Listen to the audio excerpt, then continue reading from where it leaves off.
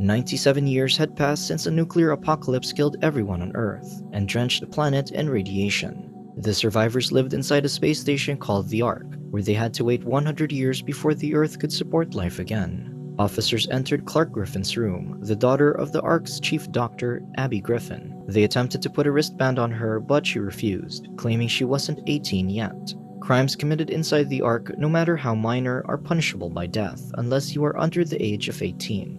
She attempted to escape, but her mother, Abby, stopped her. Clark asked Abby if she would be executed, but Abby assures her that she would only be sent to Earth. Clark was then shot from behind with a tranquilizer. When Clark woke up, she was inside the ship beside Wells, the Chancellor's son. The ship began to shake, and the Chancellor, Thelonious, appeared on the screen. He warned them their chances of surviving this task were slim, but he would clear their names if they did. Thelonious said the drop point would be at Mount Weather, where their food and supplies were. Suddenly, heavy turbulence rocked the ship as it neared Earth. Those who took off their straps got thrown around, and 2 passengers died. The Ark lost communication with the 100 except for the telemetry from their wristbands. Wells apologized to Clark for having her father executed, but Clark told him that she still hated him despite his apology. The ship came to a stop. Bellamy tried opening the door, but Clark stopped him since the air outside might be toxic.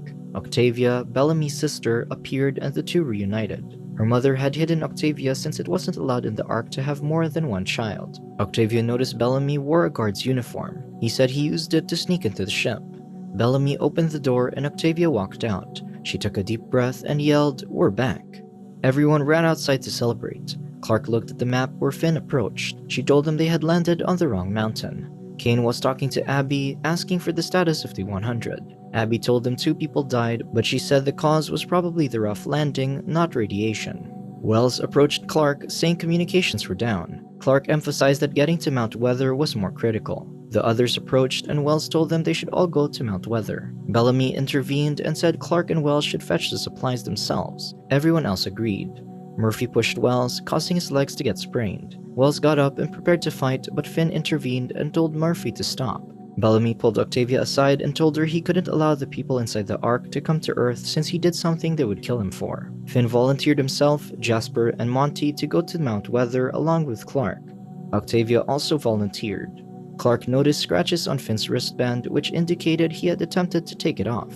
She told him the people inside the Ark would think they died if they took off their wristbands. Bellamy got an idea based on what Clark said. Abby received a phone call and rushed to the operating room, saying someone had shot Thelonious. Clark and the others were inside Earth's forest. She noticed they hadn't seen any animals, indicating that Earth was still unlivable. Later, Clark told everyone to be quiet and pointed at the deer in front of them. Finn stepped on a twig, causing the deer to look at them. To their surprise, the deer had 2 faces on its head. Abby ordered additional anesthesia since Thelonious was dying. The other doctors refused, saying they would go beyond the limit and break the law. Abby ignored them and injected the anesthesia. Meanwhile, Shumway told Kane the shooter was Bellamy Blake, a janitor, but they didn't know the motive yet. Shumway tried convincing Kane to give the order to reduce population while Thelonious was out, but Kane refused. Bellamy approached Murphy and his friends, suggesting their crimes wouldn't be erased even if they survived. He convinced them to remove their wristbands so the Ark would think they were dead and won't follow them to Earth. The two agreed and decided to follow Bellamy. Since they decided to remove their wristbands, Kane believed that radiation was still on Earth and thought they were dead. But Abby insisted that it wasn't the case since the rest of them should also be dead if radiation were still existent.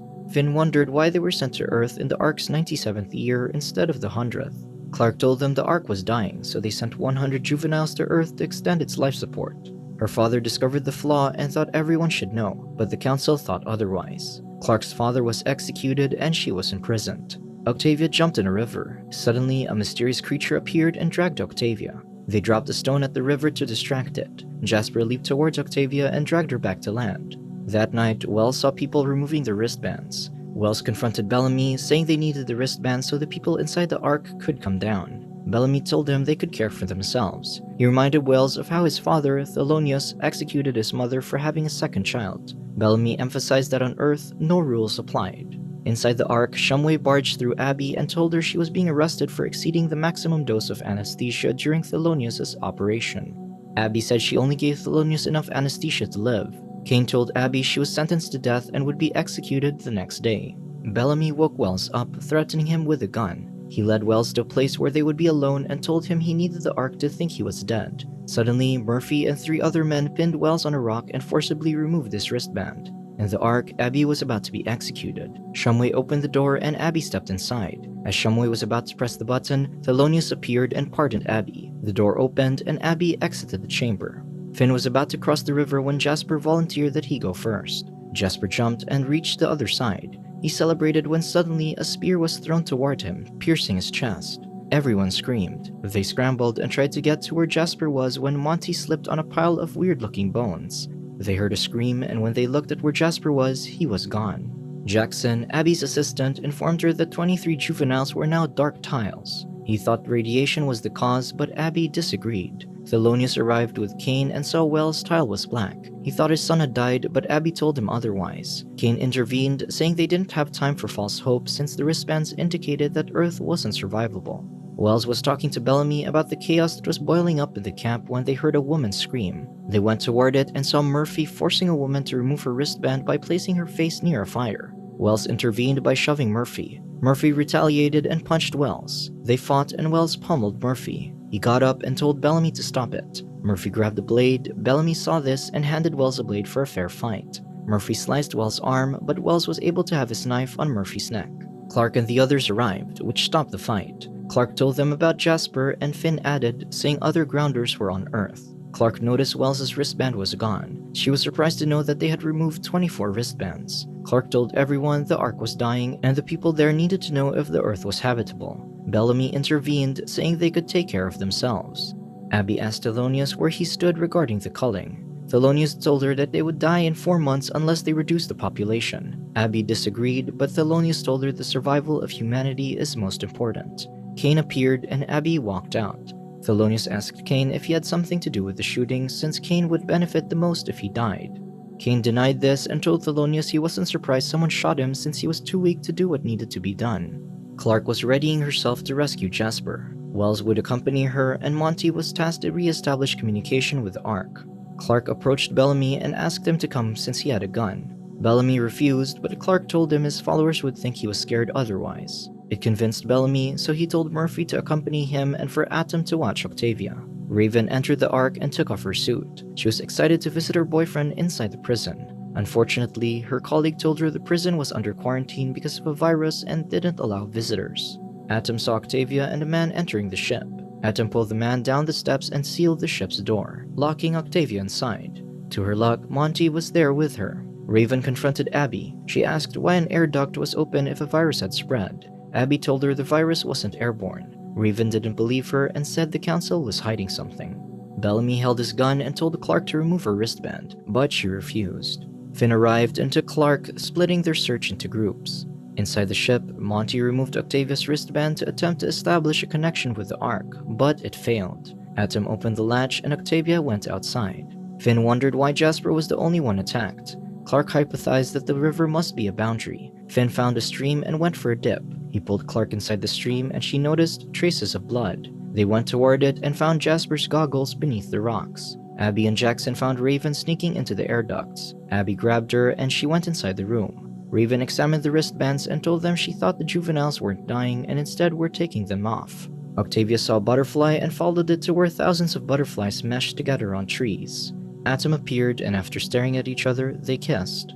Elsewhere, Clark and the others followed the trail of blood and saw Jasper tied to a tree. Clark tried approaching but fell down a trap. Luckily, Bellamy caught her and the others helped pull her back to safety.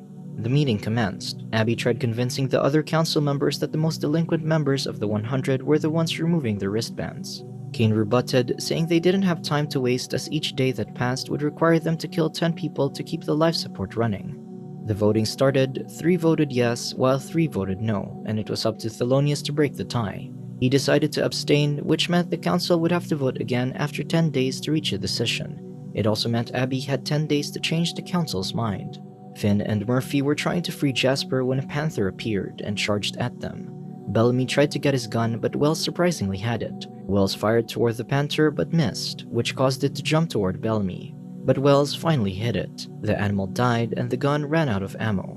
Raven entered Abby's workstation. Abby informed her about the Ark situation. She showed her an old ship and asked Raven to fix it within 9 days since she needed to go to Earth and prove it was habitable. Before accepting, Raven told her she wanted to come down to Earth with her, which Abby accepted.